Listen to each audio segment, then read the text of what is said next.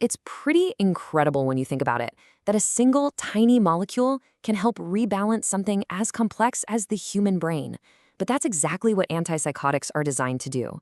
Today, we're going to dive into the chemical detective story of how scientists went from a huge biological puzzle to creating precision-engineered medicine. So, you might be asking, how on earth is that even possible? Well, the answer lies in understanding the brain's own chemical language, and then, of course, learning how to speak it. For a long time now, the big idea has been what's called the dopamine hypothesis. Imagine your brain's communication network is like a giant radio.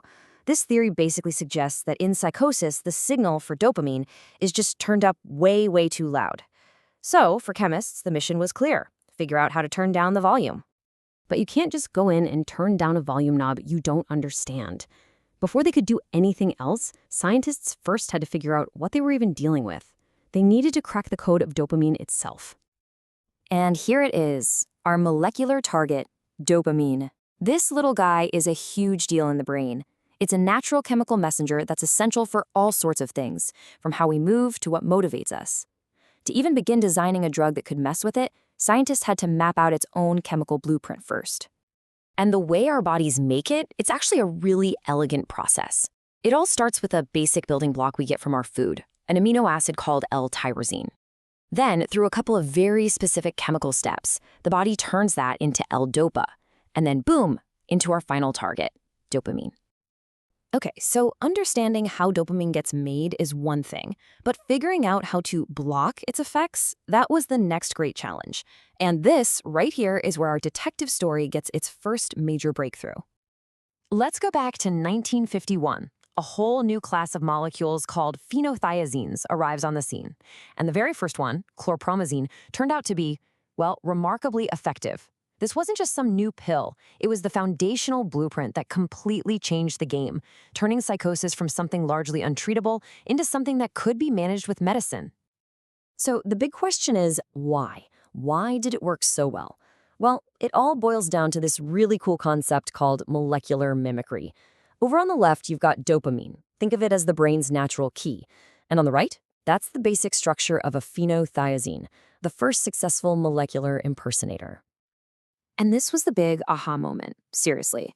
When scientists mapped these two out, they realized you could basically lay the phenothiazine molecule right on top of the dopamine molecule, and the important parts would line up almost perfectly.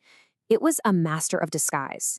It could slip right into the dopamine receptor, the lock, but it couldn't actually turn the key. It just sat there and blocked it. So once scientists had this blueprint, everything changed. Now they had a basic model they could tinker with. It was like they'd been handed a brand new instrument, and now the real fun could start, learning how to tune it for the perfect sound. So chemists found that this new instrument had three main parts they could tweak. You had the big core ring structure, this little connector chain holding things together, and the group at the very end.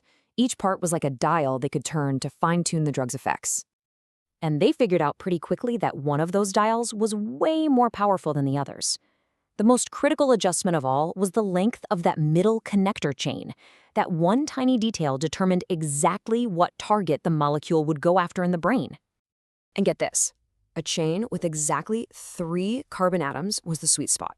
It was perfect for blocking dopamine receptors. That's your antipsychotic effect. But if you shortened that chain by just 1 carbon, making it a 2-carbon chain, whoa, the molecule completely changed its mind and started blocking histamine receptors instead. It literally became an antihistamine. The precision is just mind-blowing. Of course, the chemists didn't stop there. By tweaking that little bit at the very end of the chain, the amine group, they were able to create 3 totally distinct subclasses of these drugs, each one with its own unique personality, so to speak. And this table here really shows you the trade-offs they could achieve. You have the aliphatics, which had lower antipsychotic power but were highly sedating. And then all the way on the other end, you have the piperazines, super potent as an antipsychotic, but with way less sedation. This was huge because it meant doctors could start to tailor the treatment to a patient's specific needs. All of these lessons, all this tuning and tinkering with the original blueprint, paved the way for a whole new generation of more refined, more targeted medications.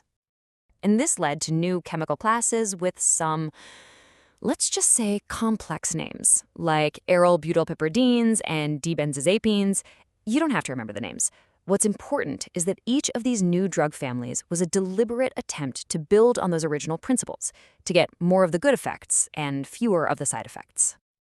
Let's fast forward and look at a more modern example, risperidone. This is what's known as an atypical antipsychotic, and it represents a massive leap forward in drug design. We've moved way beyond just blocking dopamine. Okay, now the source material gets a little technical here for a second, saying it has a high affinity for central serotonergic 5-HT2 and dopaminergic D2 receptors. Right. So what in the world does that actually mean? Well, in simple terms, it's like a molecular master key. It's been engineered to fit into two different locks at the same time.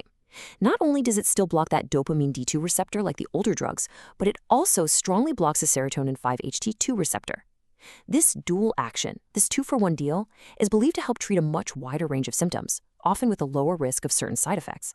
So if there's one core message to take away from all of this, it's this: structure dictates function. By understanding the precise chemical shape of a molecule, scientists can predict and, more importantly, control what it does in the body. And that single idea is the very foundation of all modern drug design. And that kind of brings us to our final question.